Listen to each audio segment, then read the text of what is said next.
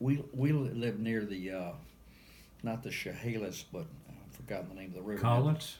Not the Cowlitz. That was near there, but this was called the I've forgotten the name of it now. No, Puyallup or Nisqually? No. Was it Nisqually? No, that wasn't it either. It was Chehalis and Centralia was where it was near. I'll think about it in a minute. Maybe it was a branch of the Chehalis. That's a big river down there. Yeah. You want some help over there, Frank? Here. I may just wind up using this stuff.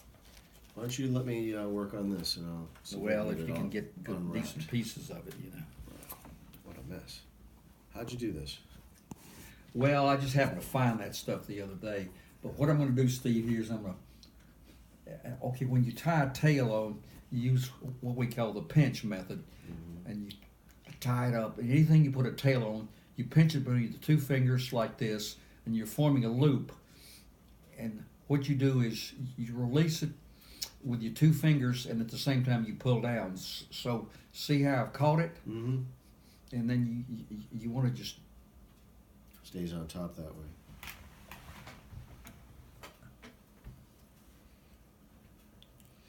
And then you're going to bring the thread up to the front of the hook.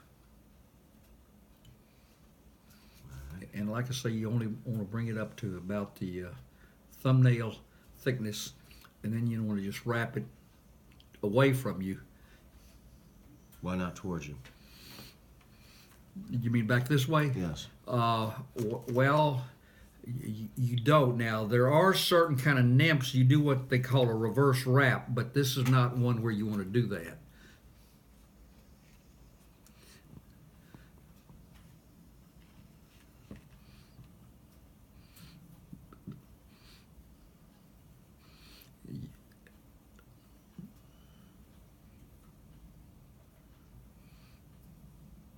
So you start at the shank and move up toward the eye?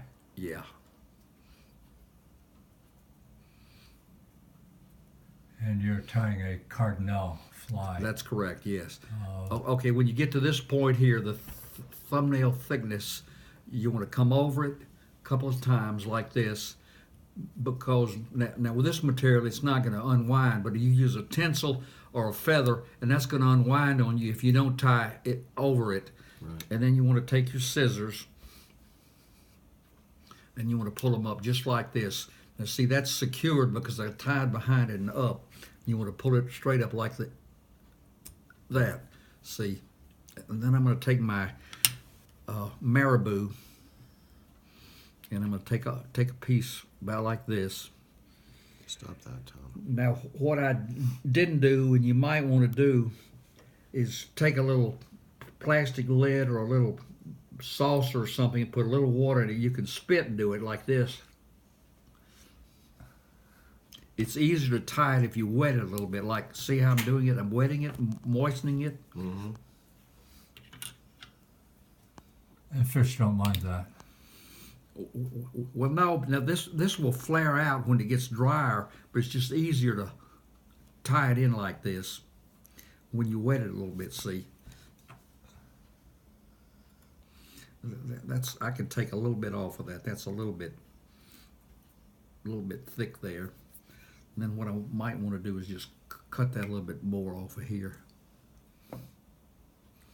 And then I'm going to do exactly the same thing I did when I tied the end of it off here. And I'm going to take the same thing, I'm going to do it like this, essential pitch, come around,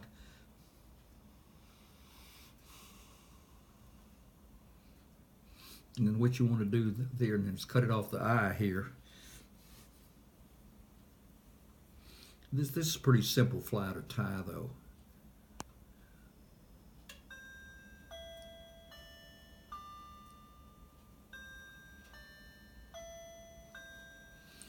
And what you can do too is you can push it back, see, and what that does is it leaves you enough room there so you won't have any trouble putting your tippet through the eye of the hook, see. Mm-hmm. And then you just build a head on it.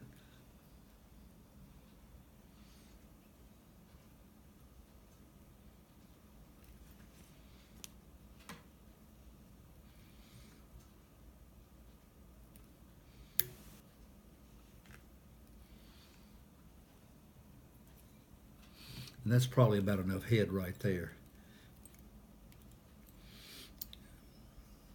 Does that look like it?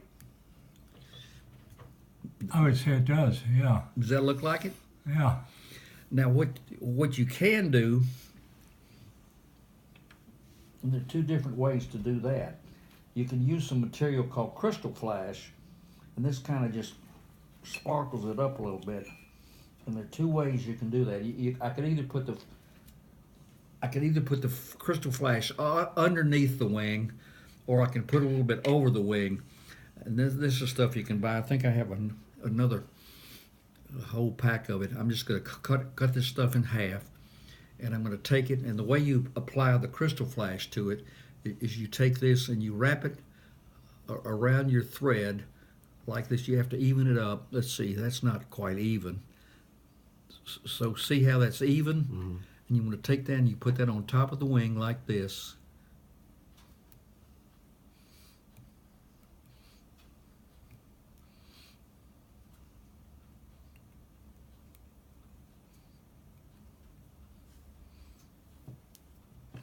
That should be laying down more than it is.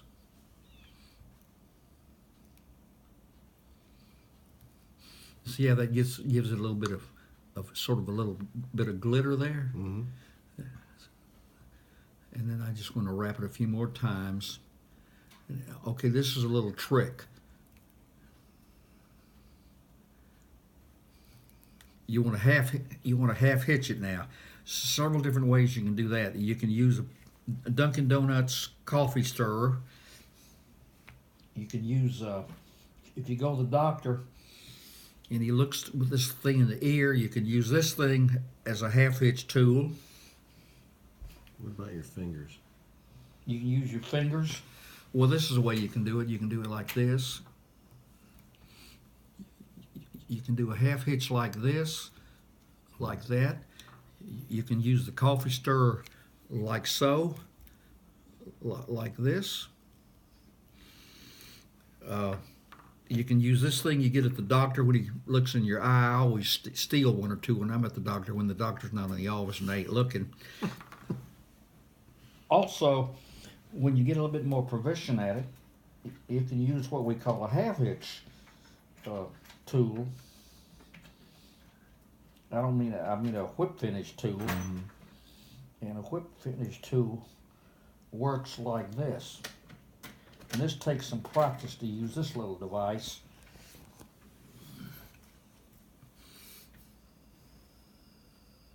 That should be laying down a little bit better than that.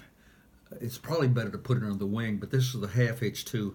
You take it like this, and you go around here, and you go around here, and you go 1, 2, 3, come up, and that. Now, I was taught when I first took my lessons when I moved up here that there's another way. If you don't have this, you take your two fingers and you go around like this, and you go 1, 2, 3. You bring the loop up like this, and then you need something sharp to do it with. You can take your pointed scissors, you can take a bodkin or anything sharp. You put this in the loop like this, Mm-hmm. and it does the same exact thing, except these things will cost you $4 or $5.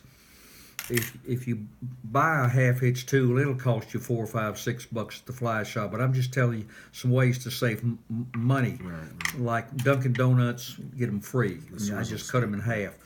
There's one for you for your. But you do need a good pair of scissors, though. Now, if you want to, usually we put a little head cement on them. Now, you can buy that at the fly shop, $5, $6, $7. But if you want to buy some Sally Hansen head cement at CVS or one of the stores, you put just a little head cement on them, on the head of your fly, just a little bit. You don't need much. Since I have what they call a rotary vise, I can turn it around. Now this one, the thread didn't do that well, but you put a little bit of head cemented on. Just dab it down. Just a little dab will do you, right? And then what I brought, when you're tying a bunch of flies, and you and your wife go out, and you buy a little, what did I do with it? I had it here a minute ago. You and your wife go out and you buy some steak or something, and you want some place for your flies to dry out, you buy one of these things, and then this way your flies can dry out, you see. So you're not going to use the yellow head on it? Oh, yeah, I forgot a step. Yeah, right, you're right. I forgot that. You're right. Still possible. I forgot a step. However, it'd probably work like that. Yeah, sure. So I'm sure it would. you palmer a feather? Yeah. So we're just going to take a piece of, probably smaller one would be better. This is just a saddle hackle. You use we're going to tie a black ghost in a few minutes. If you guys would like me to tie a black, you ever fished with a black ghost, Tom? Absolutely. It's Well, a we're going to tie a sensational black ghost fly. too. Yeah. I think I have a piece of silver tinsel here, but he needs to know how to do this too. I like the black ghost bucktail, tied, I think with, let me think about that. Okay, Yeah, I think I've got okay. it. The way you prepare the feather for this, I'm glad you reminded me of that. You have to prepare the feather. You strip all this fuzzy stuff off here, see? Mm-hmm.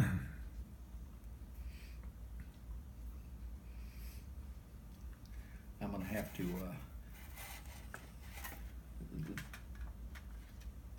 I sort of let my ass get ahead of me, didn't I, here?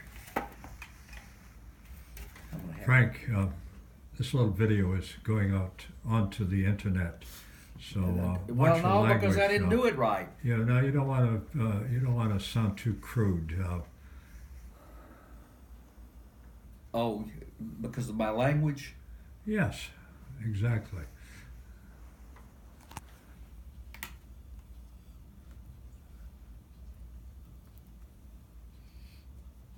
Okay, I'm just gonna put two on here. Okay, what you want to prepare the feather, so you want to strip it down, because it's not going to take but about 2 turns of the stuff. Strip it down, and you're going to tie it in, but this part first on this particular kind of fly. Now on a dry fly, you tie it in different. You tie it in the other way, because on a wet fly, you want the barbules to go back this way, so it gives you a pulsation. Now on a dry fly, it's different, because you want the dry flies to come forward, and that makes the fly float, but that's